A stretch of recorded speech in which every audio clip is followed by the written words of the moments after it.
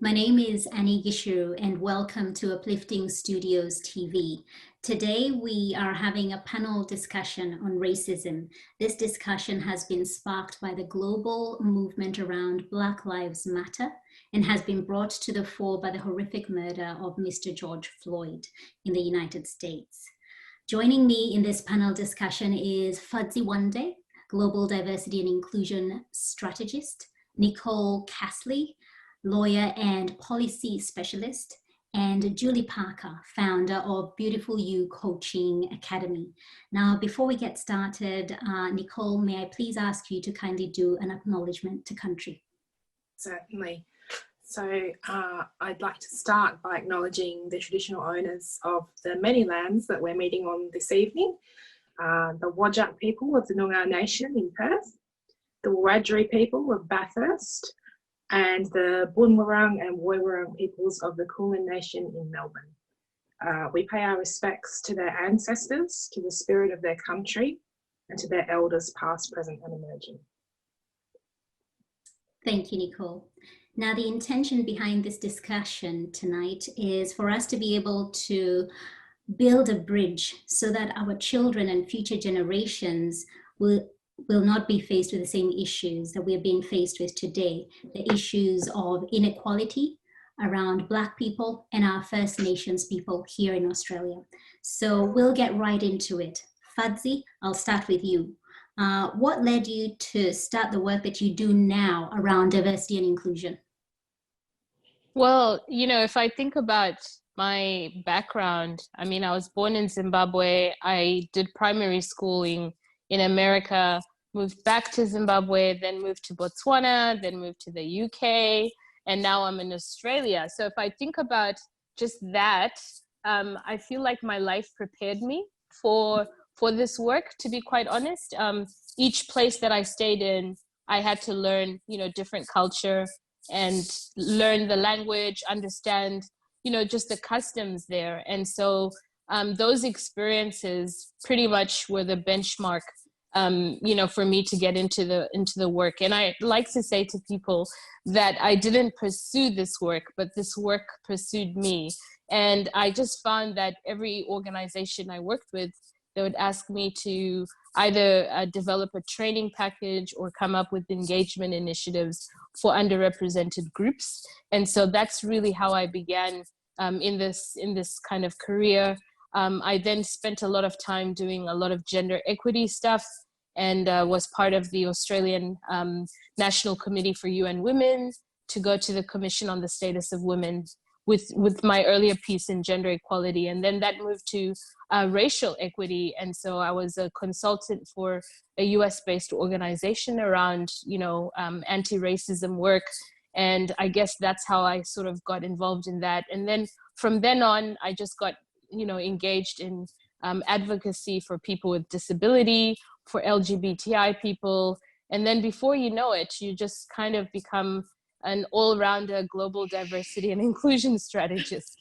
And that you are. So let's take it from the beginning, Fadzi. Tell us, what is racism and where did it originate from? Take us to the history of it. So if we look at modern history, particularly in the Western societies, there's just four, I suppose, main countries that I want to focus on. So if we think of America, for example, right from the Declaration of Independence, there's mention of race from the aspect of the difference between white-skinned Americans and Native Americans. And so there was a lot of writing around that time that wanted to show that distinction between the two races. And we also see this in colonization. So the British Empire colonized so many colonies. And again, there was a distinction between obviously British nationals and the indigenous people of those lands, of which Australia was also colonized by the British. And so when we then go into the history of places like this, by the time we get to the White Australia policy, again, there's a distinction between white-skinned and then black or brown-skinned. And then this also led to apartheid in South Africa, which is, Afrikaans for apartness. So we can actually see within the political structures that racism was evident right from the beginning, from the Declaration of Independence to the writing of policies and systems. And I think what we're seeing now is first of all, we don't have a language to talk about race and racism. So we often confuse the two. So if we think about race as it was described in all of these political constructs, it was a differentiation of people based on skin color. And so if we think about race purely as, different skin color, and then think of racism as an enactment of racial prejudice by those in positions of power, you can see that there's a huge difference between the two. And in Australia, because we've never had language, what we find is when people are actually talking about race, people are accused of being racist, or it's racism. And that's because we haven't clearly been able to differentiate between the two. But for the sake of our discussion tonight, I want us to be clear that when we're talking about race, we're talking about different skin colors, different shades. And when we're talking about racism, we're talking about racial prejudice by those in positions of power who have a prejudice towards people of darker skin. And that is what we are seeing now when we see racism. So that's the distinction. So race is referred to as a political or a social construct, meaning that it is something that has been made up. There's no scientific evidence to show that there's any different race. In fact, biological evidence shows that there's more differences of people of the same race than those of different races. So there's no scientific evidence. So that's been disproved.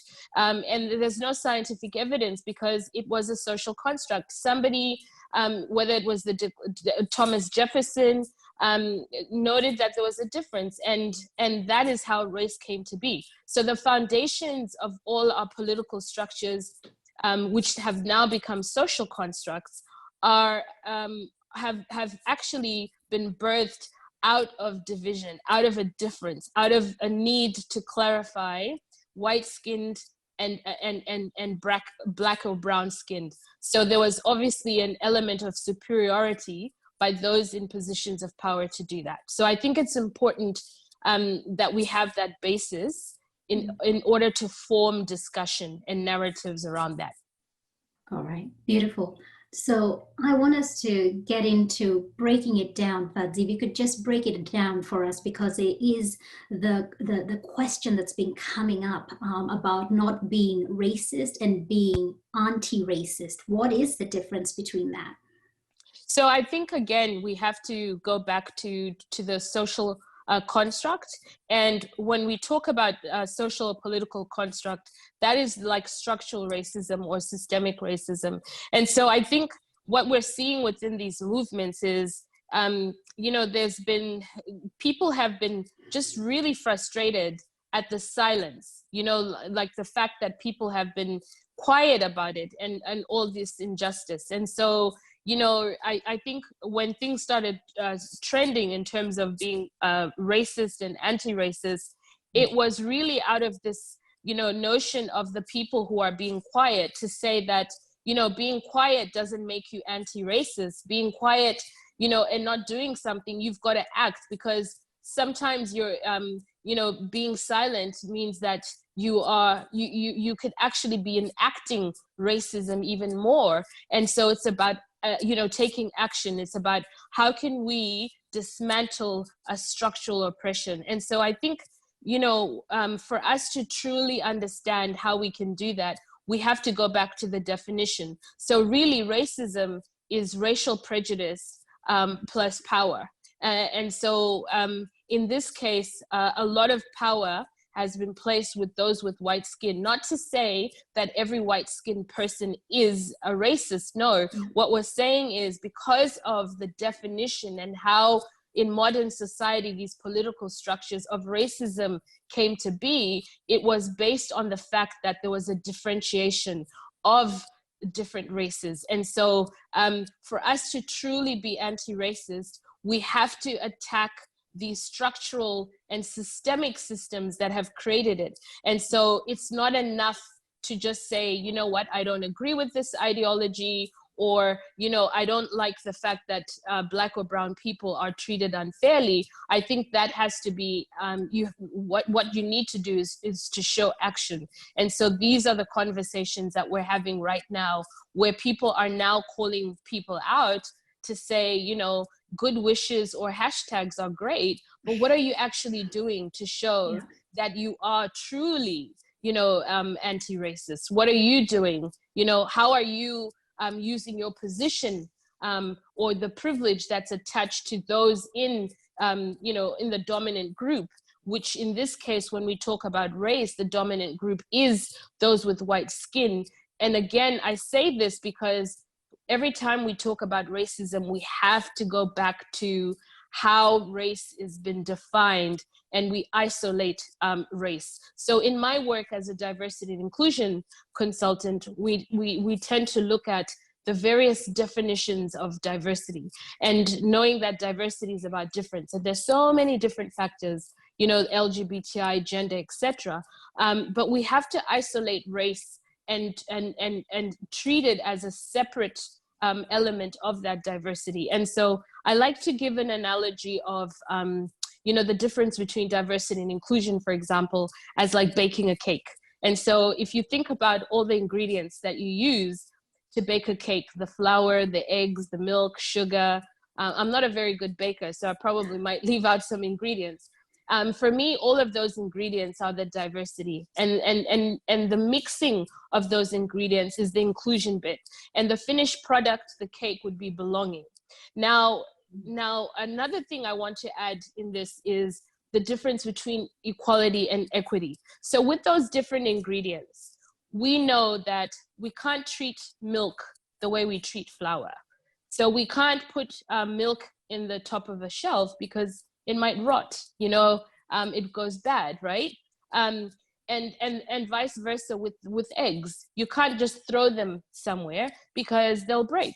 And so the thing about equality says that all those ingredients have to be treated the same. But equity says, no, milk should be put in the fridge, eggs should be put in this. So that's the difference between equality and equity. So when people then in this conversation about racism say, you know what, we have to treat each other equally, or for example, they're saying all lives matter, which is a common narrative, what they're missing out is nobody is saying that all these other ingredients don't matter. What we're saying is sometimes you've got to treat ingredients based on whatever it is, you know, that what they're made of. So in this case, milk, eggs, sugar.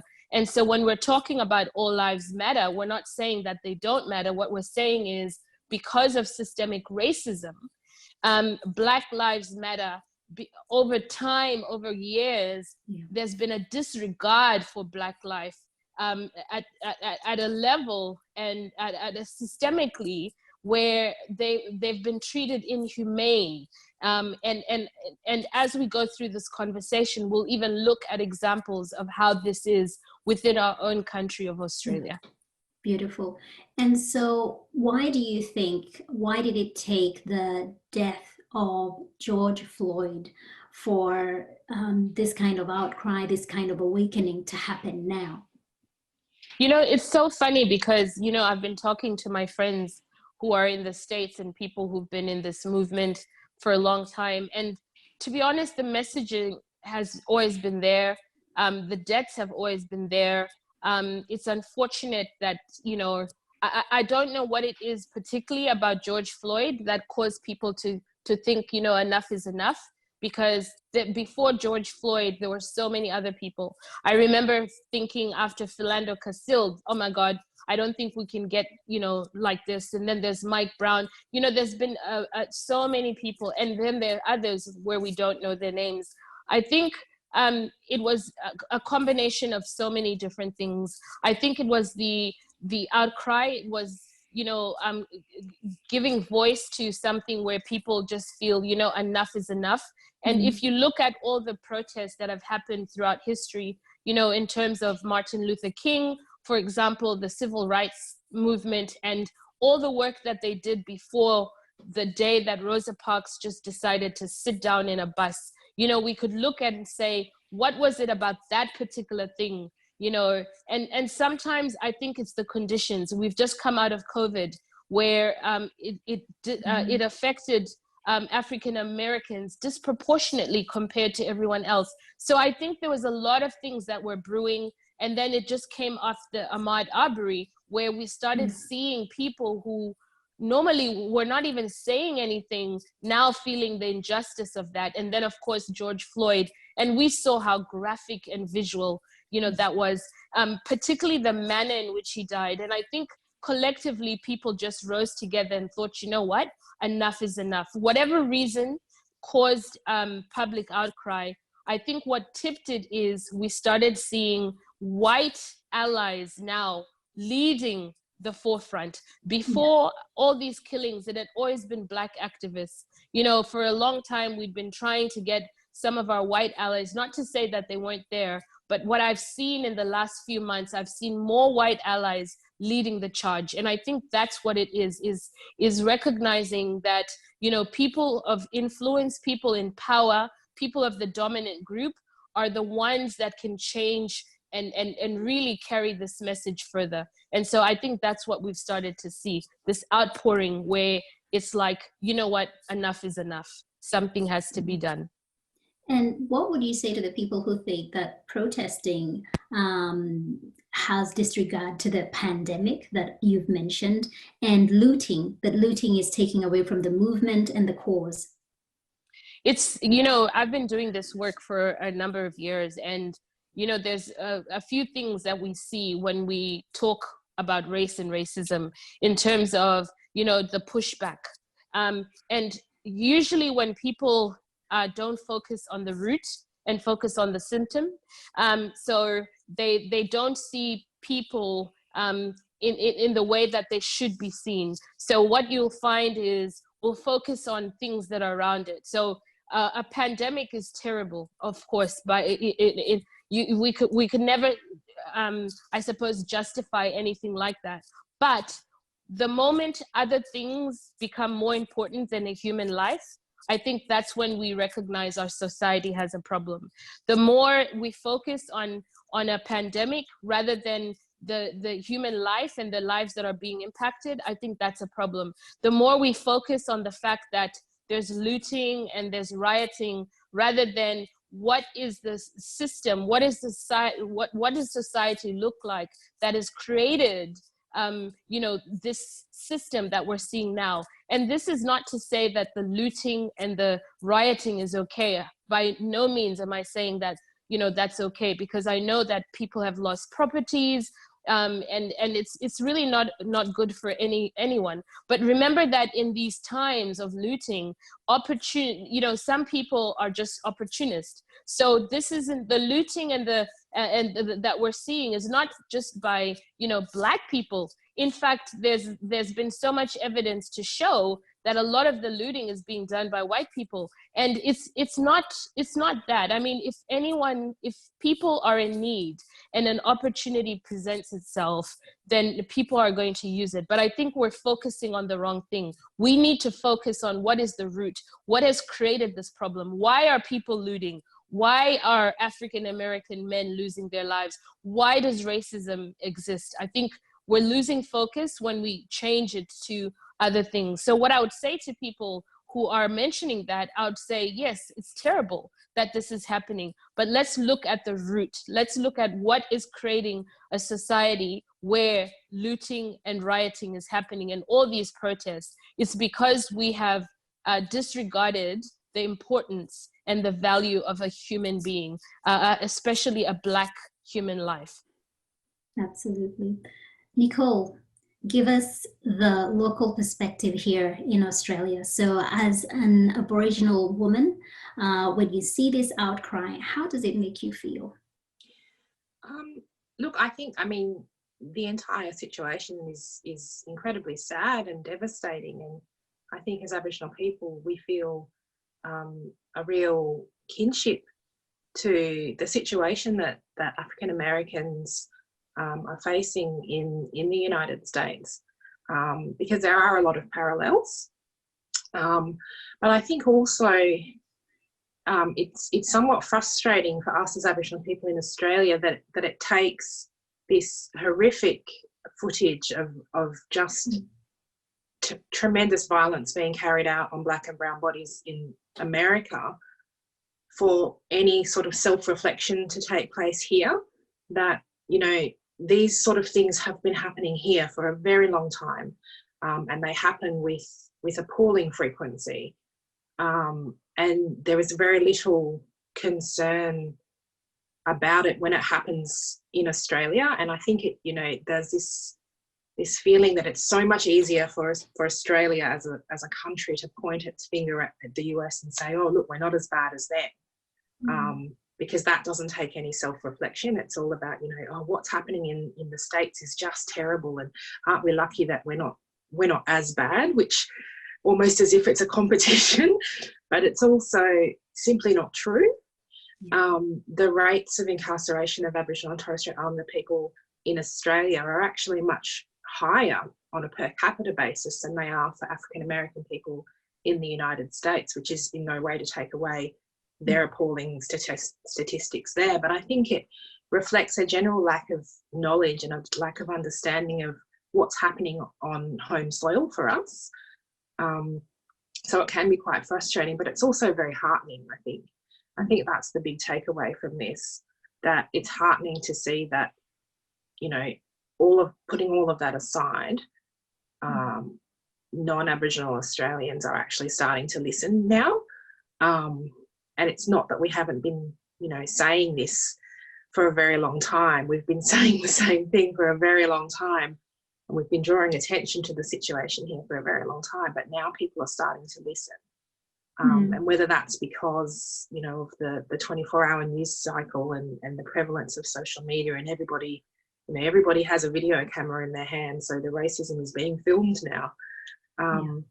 So, you know, I think as Aboriginal people and as people of colour, so much of the time is spent trying to explain and justify racism to people, because if they can't see it, then they don't believe that it happens because it's not part of their lived experience. So I think the big difference now is that there is this, you know, physical evidence of murder being carried out live on camera that nobody can explain away.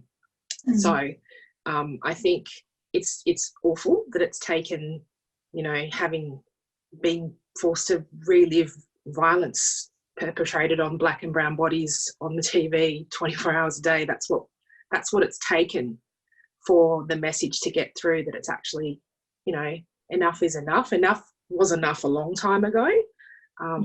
It was time to have these conversations a long time ago.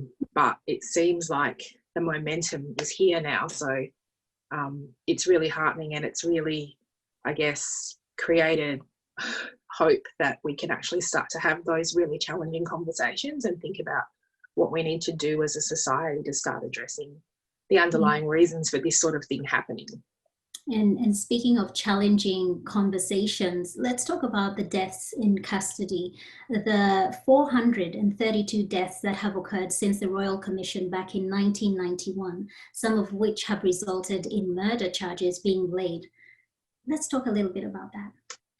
Yeah, so it's really interesting. So there's never been a police officer or a corrections officer who has been successfully prosecuted in relation to any Aboriginal death in custody, which is just horrendous. You know, if anyone has ever read any of the circumstances surrounding some of these deaths in police custody, they're absolutely horrific. There's no ifs, ands or buts about it.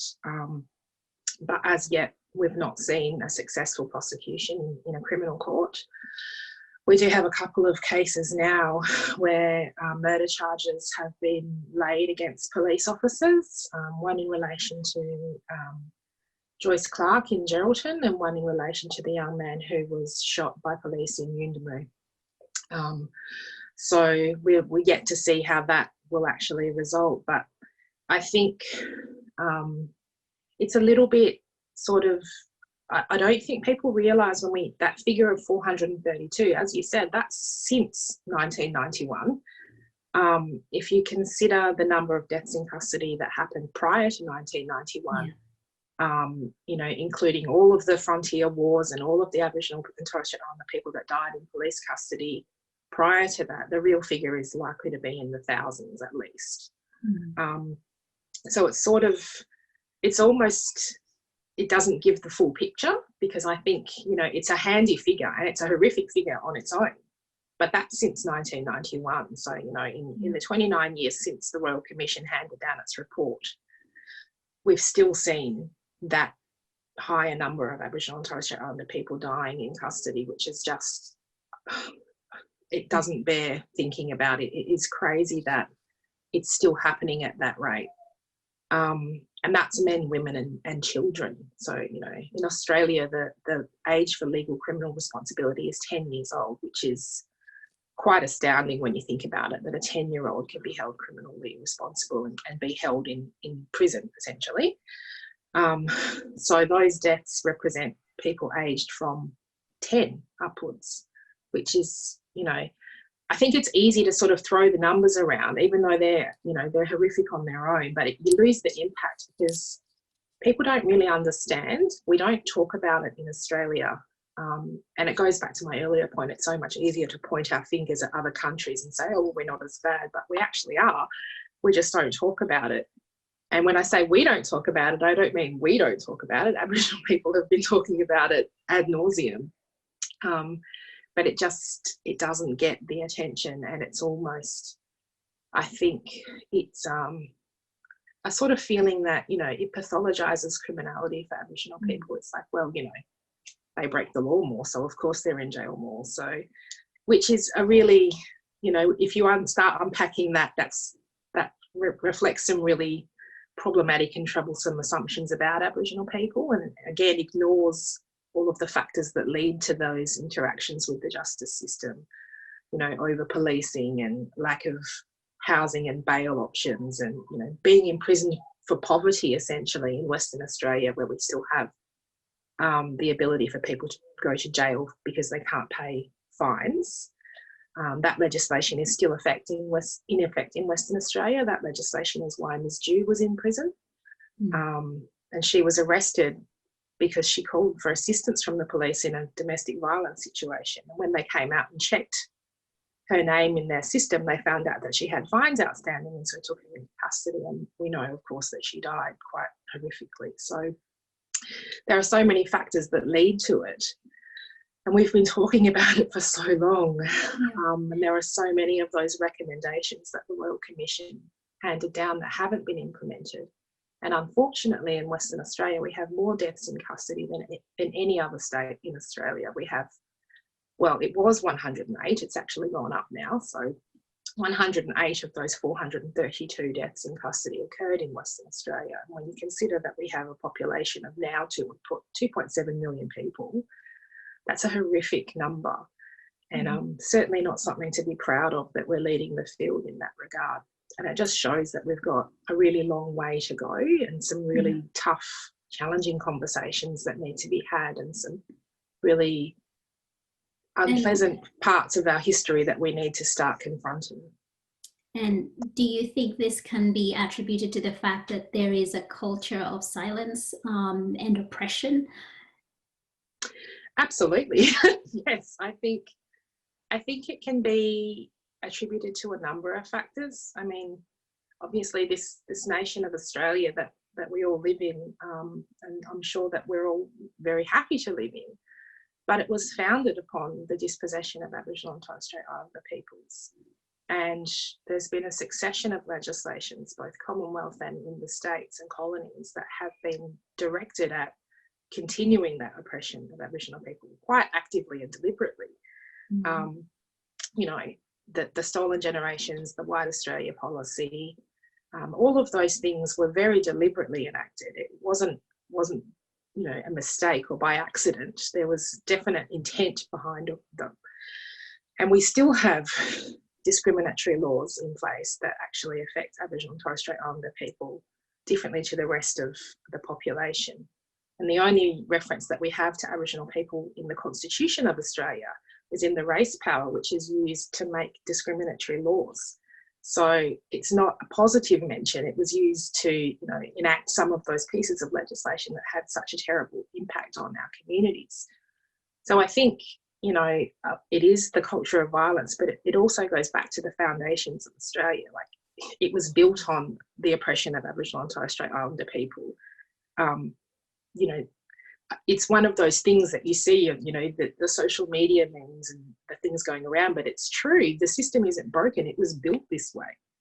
So if we're going to start addressing those unfair and discriminatory impacts, we actually have to start looking at the systemic racism and the system that was actually built for that purpose, because, the nation was built on it. So I think, it's part of confronting that. And it's not comfortable sometimes, but it has to happen for us to move forward as a country, not just for Aboriginal and Torres Strait Islander people, obviously, but for migrant communities that experience similar racism. Yeah. Because we have this sense that Australia is the land of the fair go. But I think anyone in Australia that is a minority, a person of colour, has experienced racism and knows that might be true if you look a certain way, but it's certainly not the lived experience of all of us. Yeah. No, I totally agree. As a minority and as a Black woman who's lived in Australia for 20 years, certainly the racism has been there.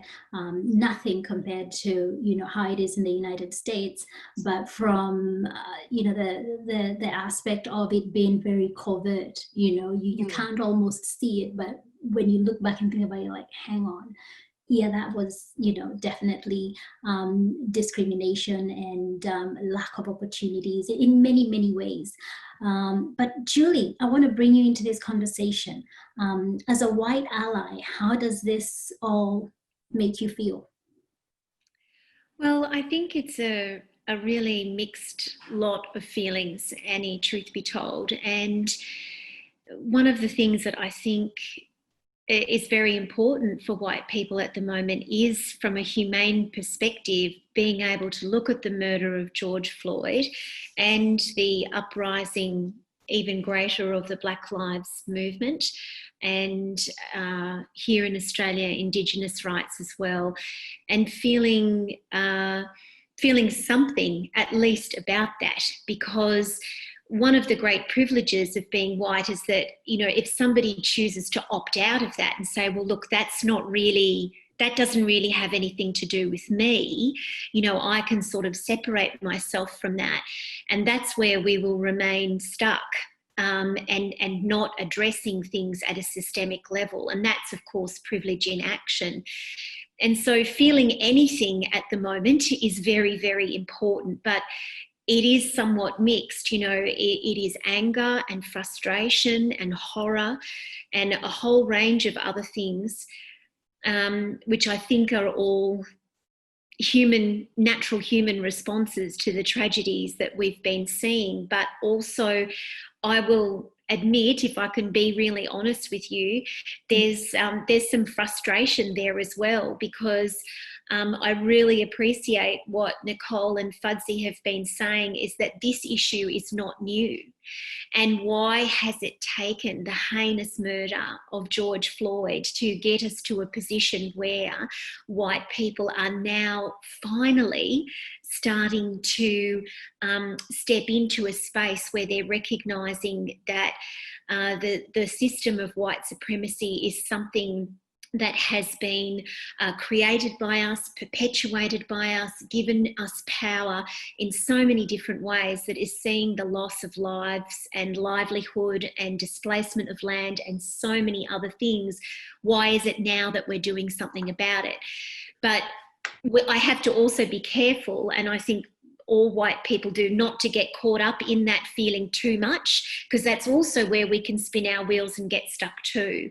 And so I'm choosing, as much as I humanly can, to see this as hopeful and to see that may this be a crucial turning point in our history, that we never, ever go back to where we were, that we begin the process of finally looking at so many different systems of oppression that exist throughout the world today and breaking down them so we can all begin to live in a more just and equal world. And let's talk about the idea of white privilege as a force for good. How can it be used in that way? Well, I think that this is an entire conversation in and of itself, isn't it? It's so many ways, but I think if I may be so bold as to say to any white person that is watching this at the moment, is that to me, the first thing, if any white person is wanting to use their privilege for good, is actually to recognise that they have it.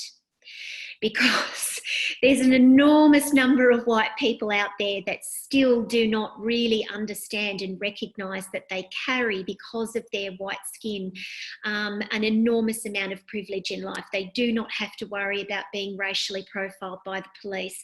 They do not have to be concerned about shopping in a shop and somebody thinking that they might steal something. They can open a magazine or turn on the television and they can see representations of other people that look like them everywhere. And I think that this is where it begins. It's like, if you actually want to use your privilege as a white person in this world, you have to recognise that you carry it and what that actually means for you. And then once you do that, there are many, many different ways that you can begin to look at how you use that privilege, by making sure that you are doing everything from, really, really addressing your own anti-bias and anti-racism and working on those things personally, to addressing dinner table conversations and pulling up your racist uncle and his terrible jokes that he thinks is not that big a deal, but in fact is perpetrating throughout your entire family. Through looking at your workplaces and businesses and organisations, how inclusive are they? How equitable are they? To what books are you reading? Who are you following on Instagram? What influences are coming into your life? Because if you look around you and all you see is whiteness, then that will be all that you know, and it will be all that you perpetuate. And you will simply not then be able to understand how you can move into using your privilege to uplift and uphold the voices of Black, Brown, Indigenous and people of colour, not in a tokenistic way, but in a way that actually has depth and meaning and promotes not just equality, but, as Fadzi was saying, equity. That takes time, it takes effort, it takes investment, money, education, so many other things, all of which you cannot receive from anybody else who's white, by the way. You can only receive this level of education from people who are Black, Brown, Indigenous or a person of colour, and can actually, diversify you and help you with these sorts of things. And that's where it has to begin, because ultimately, in the end, as I was saying, with that turning point in history, we can't have this be a tokenistic moment. Let 2020, with COVID-19 and with this uprising, be a year that when we're all talking to our grandchildren, potentially in the future, or our great nieces and nephews, to say 2020, it was a tough one, but wow, wasn't it amazing? Because that's when things really changed. Mm. Oh, love that, Julie. So I want us to just give us a little bit of background, how your journey began, your journey into unlearning, unpacking, and how you got involved in being an ally, because there are many who are watching silently, not wanting to say anything because they might say the wrong thing, and just not knowing where to start. Like, this is a huge, huge topic. It's overwhelming. And so just tell us your story and your journey and what your lived experience has been. Well, the short version of the story, I'll get straight to the heart of it, Annie, and I've shared this with you before, is that 4 years ago, I was hosting an event for our Life Coaching Academy. And even though this had not been the case at previous events that we had, I looked around the room of the 30-odd women that were in that room. I think there was about 36 women, and our business chiefly attracts women identifying folk. And I saw that there was one woman of colour in the room. And I was sitting to the side of the room, and I had a sharp intake of breath. And the day was 2/3 over, and it had taken me that long to realise it. And I suddenly realised that we had an enormous problem. And up until that point in time, I can only say that it was my white privilege and my blinkers and my own whiteness that had failed to help me see that, that had failed to help me even recognise that we had an issue. And it was that moment that brought it into my clear perspective very sharply that we did. And like so many white ladies, all I wanted to do was fix it instantly. It was like, okay, what money do I throw here? Or what do I do? Or how do I get more people of colour in? You know, how do I do this? What do we do? And I reached out to somebody, a social justice educator, and she said, slow down. She said, this problem didn't happen overnight. She said, and you're not going to fix it overnight. And we need to start with you. She said, before we look at anything to do with your business, she said, you need to start doing some unpacking with yourself. And that process was very painful, but very necessary, where I had to look at this business that I had created, my own anti-bias and racism. I also did a lot of work around decolonisation and looking at my family history and the land that we had grown up on, and thinking about that and the privileges and advancements that had given me, even though it was not my land, as a white person in life in so many different ways.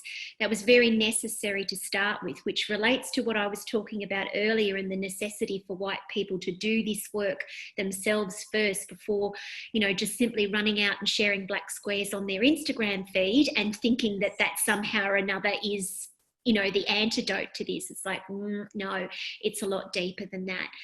From there, Annie, we were able to then begin to progress into doing a lot more things that were very necessary, such as looking at how safe was our business for people of colour to come into at it more regularly, because I became passionate about attempting to change the coaching industry and how whitewashed it is. And so that happened slowly over time, needing to look at our curriculum, needing to look at training our staff, needing to look at a whole range of other things in regards to, you know, what the personal development industry can mean for people of colour, but that there are so many nuances that need to be looked at with that I will not necessarily ever be able to teach or train someone as a white woman. And so needing to bring in many other gifted teachers who are Black, Brown, Indigenous, Southeast Asian, and sharing that, and slowly, and then further to that, then looking at scholarships and various different things from an access and equity perspective. But those were the things that came last. It was all the work underneath it that came first, but it's often those things that white people gravitate towards first because they think it's going to give them the optics with being quite crude, and it's like, okay, well, I just need to show more Black people on our website. You know, I just need to get some stock photography and make sure I replace some of the white faces with some Asian faces and things like that. And it's tokenistic, and it doesn't help, and it's not going to create long-term change. And I'm still learning. I will be for life. We're still learning. We can still do a lot better, but we're in it for the long haul. We're not going to change now. We're continuing to invest. We're continuing to do everything that we can. But what I've come to realise is that it is simply not possible to work in this industry, in the personal development industry, if you are not deeply committed to human rights. Or if you are, then you are essentially silencing the voices of people of colour, and that's no longer an option for me. And I think one really important thing to mention here, as far as being an ally goes, is that this is lifelong work. This is not work that is just happening now because this is at the forefront and the spotlight's now here. It's really lifelong work, even when it's quiet and these things are not being spoken about, that it is work that continues to happen. Absolutely, it is, and it happens at every touch point of your life. As I was saying about, uncles at the dinner table, it has to happen behind closed doors. It has to happen in families, in schools, in communities and businesses, and then further out and out. It's not something, we can't have this exist in a vacuum, because when we exist in a vacuum as human beings and we separate ourselves from each other, that's when we can, white people as the dominant group in society have the absolute power and privilege to opt out. Because if we wanted to, we can exist in a vacuum, and the system of white supremacy will support us to do so. And that's the thing that we have to look at here and break down bit by bit by bit.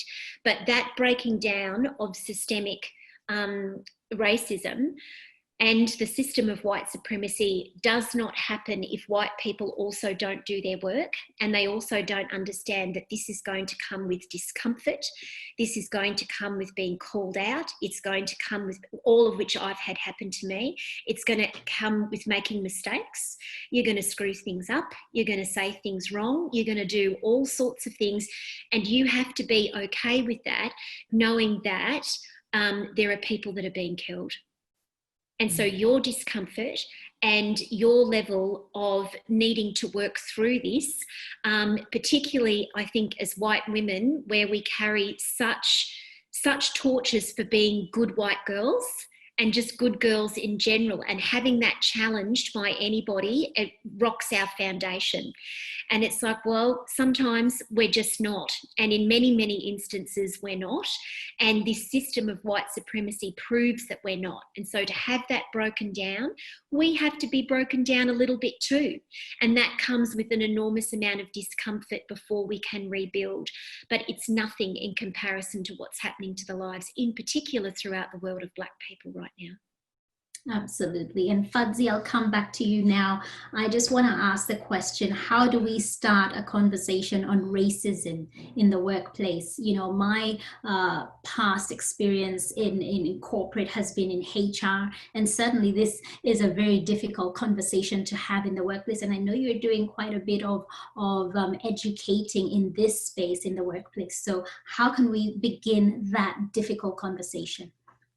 Well, I mean, if I think about the organizations I'm currently working with, where, it was to get them to recognize that although George Floyd's murder was, what happened in America, the experiences of Black and Brown people are very relevant within our workplaces. And so I had a lot of people who were just traumatized by seeing that, not just Aboriginal people, but even just Black people, because what we need to remember is that representation is important. And so when we talk about representation from a gender equality perspective, where we try and get, women to go into STEM areas or in male-dominated areas, and we say there's power in them being able to see people who look like them in those positions. Well, that's true for us as people of color, as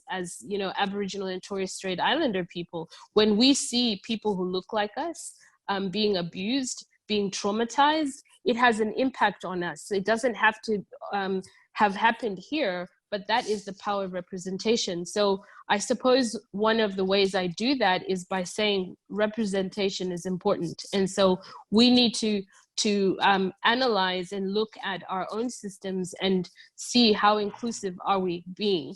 And organizations that have pushed back on this current racism in America, for me, show that they're not engaging with their workforce.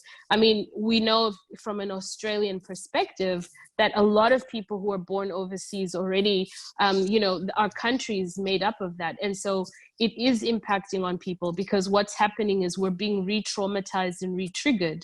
So for every culturally and linguistically diverse person, for every Aboriginal and Torres Strait Islander person, racism is very much real and part of our lives. We bring who we are to the workplace.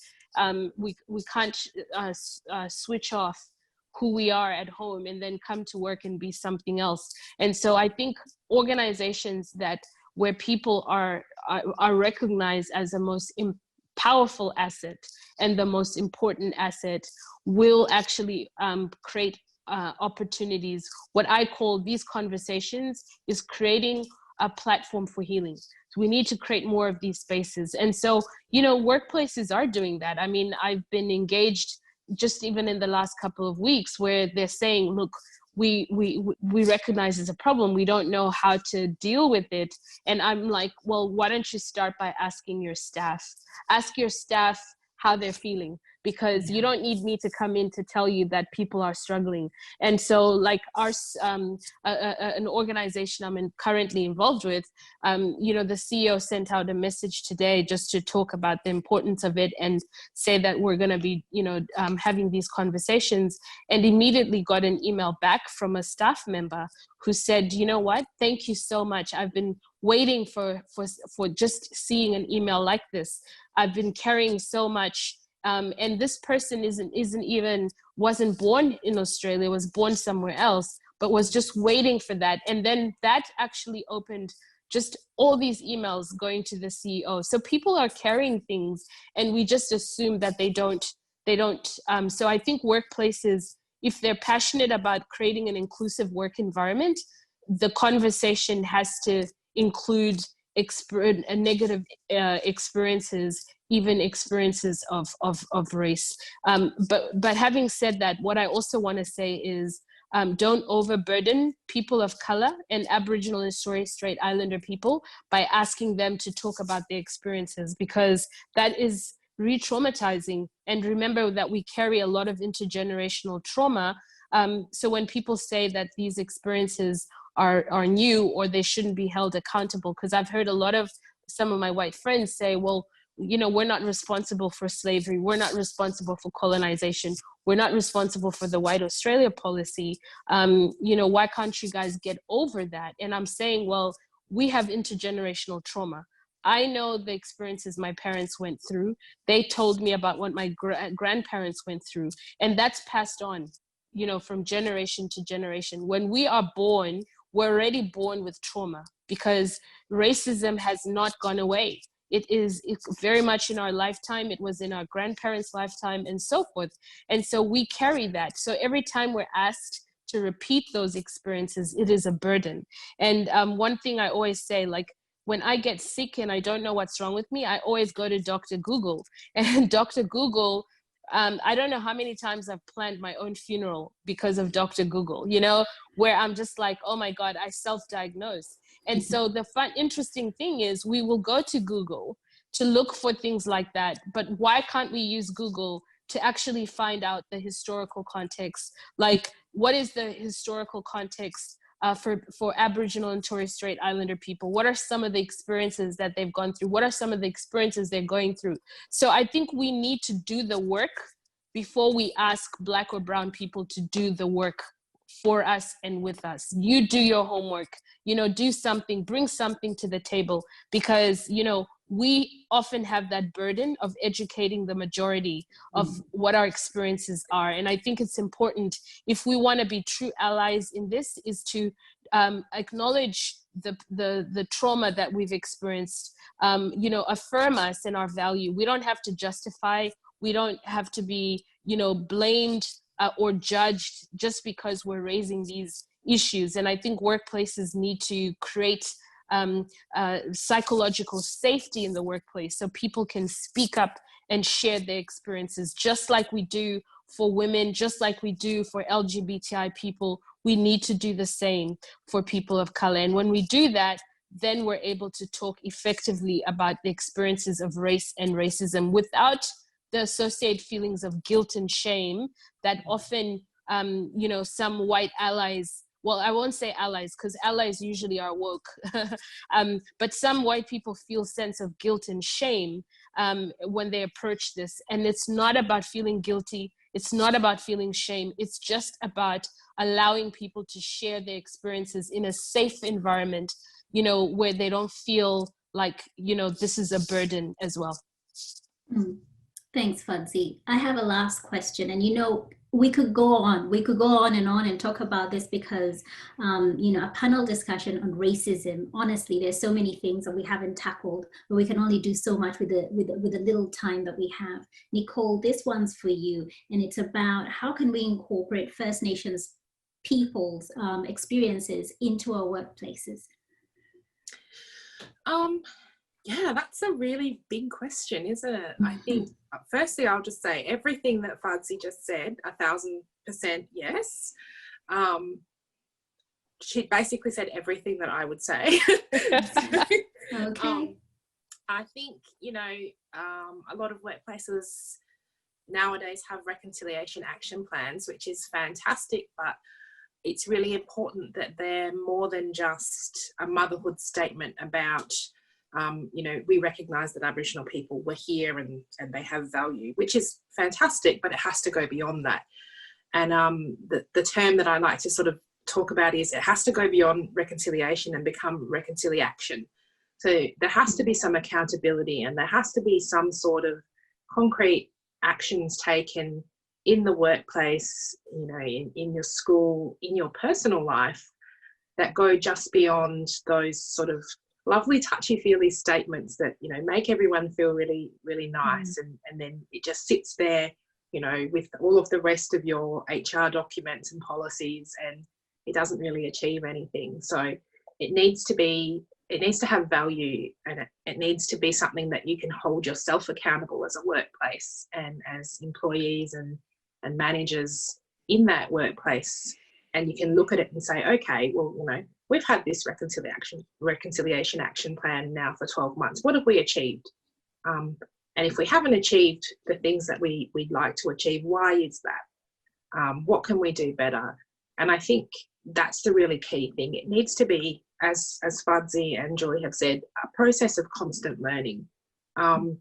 You don't reach the end and get a certificate and now we're all reconciled and we can all, you know, carry on. It's a lifelong commitment. So I think, you know, reconciliation action plans are really valuable, but I think to be effective, they need buy-in from not just from the employees, but from, you know, management and business owners, so that, you know, if you can see that it's valued by your workplace, then you're much more likely to participate in that process and hopefully learn something along the way. So that's really important. But another thing that I think is important, not just for workplaces, but I guess as individual citizens, is this concept of a personal reconciliation action plan.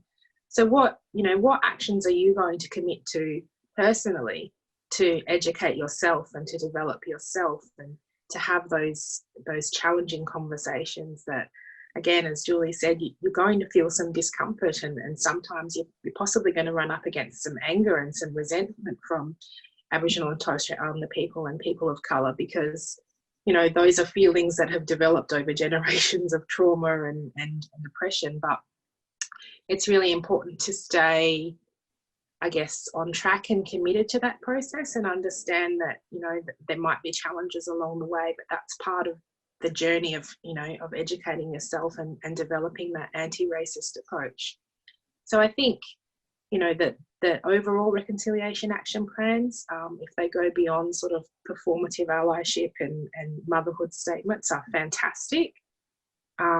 Taking that next step and then looking at what can be your personal reconciliation action plan, I think is a really great idea. Obviously, you're only accountable to yourself in that regard.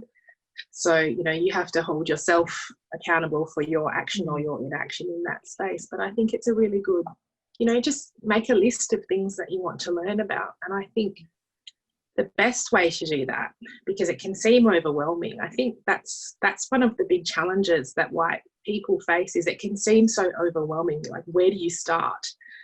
And we always talk about, in my culture, there are 3 pillars of our culture. It's Budja, which is country, it's Murt, which is family, and it's Karajan, which is culture and learning. And those 3 things go together. They can't be separated. If one falls over, the other 2 fall over as well. And so central to that is Budja, or country, and the connection to the place that you're from. And we feel that very deeply. And I suppose, you know, when your family have been here for nearly 4,000 generations, how could you not? But I think that's a really good place to start for white people and non-Aboriginal people, is start in the place that you live. So the place that you work, the place that you go to school, the place that you have your home, because that's the place that you have connection to. Yeah. It's really easy, I think, to sort of look at exotic locations like Arnhem Land and the Kimberley and think, that's where I need to go. That's where I've got to start my journey of reconciliation with the authentic Aboriginal people. But if you live in Australia, there are Aboriginal people in the place that you live in, and they are the people that you need to start learning about, because that's the connection you have. That's really good. And I think one thing that you mentioned earlier when we spoke today was a good resource and a good place to start, especially for Australian migrants, is the docu-series First Australians, which is on SBS On Demand. And I think it's a 7-part series, and it's just a good place to start to learn. Yeah, it's a really good resource. I think it's about 12 years old now, but it essentially looks at the colonisation of Australia from 1788 to 2008 from the Indigenous perspective, which is something that has never really been done before.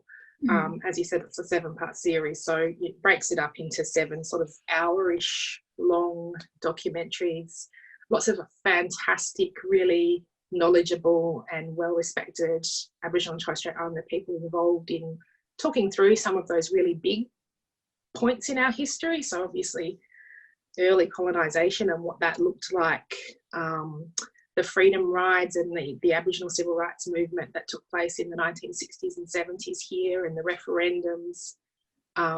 There's one on Mabo and the native title system, which is something that everybody that lives in Australia hears about, but nobody knows that much about. And it's really complicated and confusing, so I can understand why people don't want to delve into it too much, but it's a really good visual resource to work through a lot of the things that I think, particularly migrant communities, you hear about, but you don't ever learn anything about.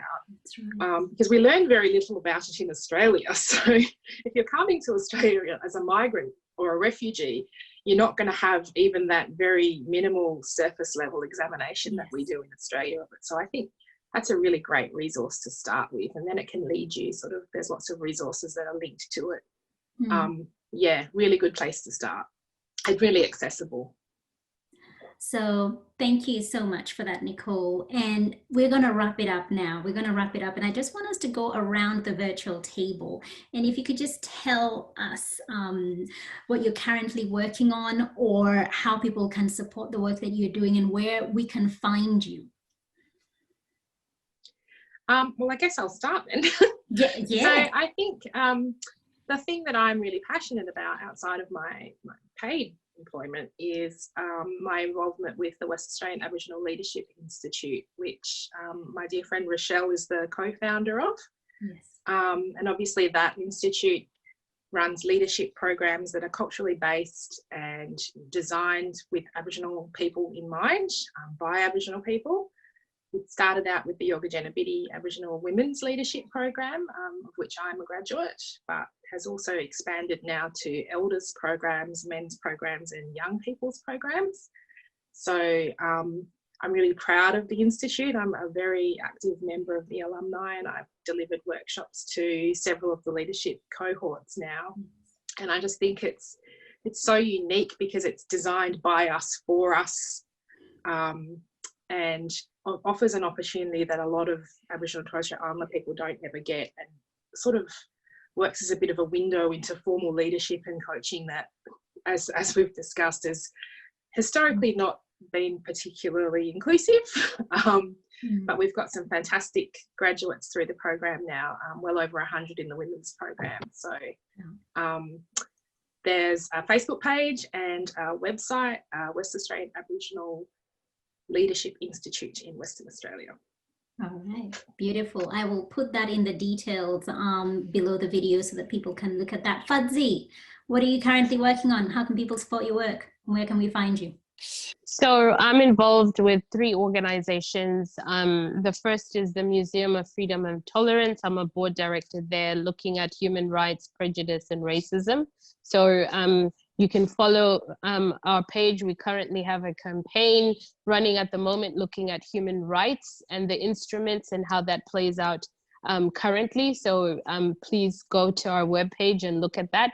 I'm an ambassador for 100 Women, so initiatives that promote, I suppose, gender equality and the empowerment of women and girls, and also on the board of Volunteering WA as well. And so just promoting volunteerism within the state of WA. And I am found on probably all social networking sites. And my name there is, my handle is Fadzi W. So just look for me and you'll be able to see my work there. In terms of supporting, I think creating platforms like you've done, Annie, I just also want to take this time to really thank you because you've created a platform for us to have conversation. And I think in this current climate, we need more people like yourself. It's not about, for anyone who's listening, it's not about having the expertise. It's about just creating a platform for us to have these conversations. And so I just, that should be the takeaway for anyone listening, is that this is how we can start to do our part, is just create a platform, because we will get to shared learning and understanding, but we need to have the conversations first. So thank you very much, Annie, for that. Absolute pleasure. Julie. Thank you so much, Annie, and Fadzi, you beat me to it. Thank you very much for saying that to our dear Annie, for curating this conversation. Everyone can just find us at Beautiful You Coaching Academy. Just to use Dr. Google, as Fadzi said before, and you'll be able to find us there. We're simply working on supporting all of our amazing life coaching trainees from all over the world, continuing to do deeper and deeper work in this. And maybe if people, in regards to this conversation, were interested in having one particular look at a page of ours, it might be our justice and equity statement, for no other reason than maybe to take a look at it for it to inspire you to think about creating your own, but knowing that when you do, you're making a commitment to it for life and to continue to bring it to life. It can't just grow cobwebs on your website, or as Nicole said, in the back of a HR file or a policy or doc file somewhere. Once you commit to it and you put it out there, you have to perpetually look for ways to continue to bring it to life and get better. So if anybody wanted to do just one thing in relation to us, maybe go and have a look at that page and see how it might inspire you for your own. All right, beautiful. For me, currently working on post-production of my documentary series, which was formerly True Life Stories, but now under the new brand of Uplifting Studios TV. The stories that I share are migrant stories of success, the kind of stories that don't get seen or heard, our stories of migrant people of color, and just wanting to shed light on the positives rather than the struggle. And so that will be coming in the next couple of months. And also my work as a life coach. I'm a graduate from the Beautiful You Coaching Academy. I have worked under the leadership of Julie Parker, who's been absolutely incredible. And so as a life coach, I work to support migrant women of color, to help them unshackle their self-limiting beliefs and begin to live life with purpose and impact. One of the challenges that I do come across is that with the women that I seek to support and work with is that they're not always financially able to engage a life coach. In fact, a lot of them do not know what a life coach is, and before we even start working together, the idea of a life coach has never occurred to them. And it's from having those discussions, either be it through a speaking engagement that I've attended, or they've seen my work online and began to understand what a life coach does and what a difference that can make in their life, and certainly what it has done for me. So there's an opportunity for you to support the work that I do in helping to lift up migrant women of color. And so if you feel called to, head over to the website, which is upliftingstudios.com.au, and click on support. And there you can become an uplifter. It simply says become an uplifter, and you'll be uplifting a migrant woman of color by sponsoring her to get life coaching from me.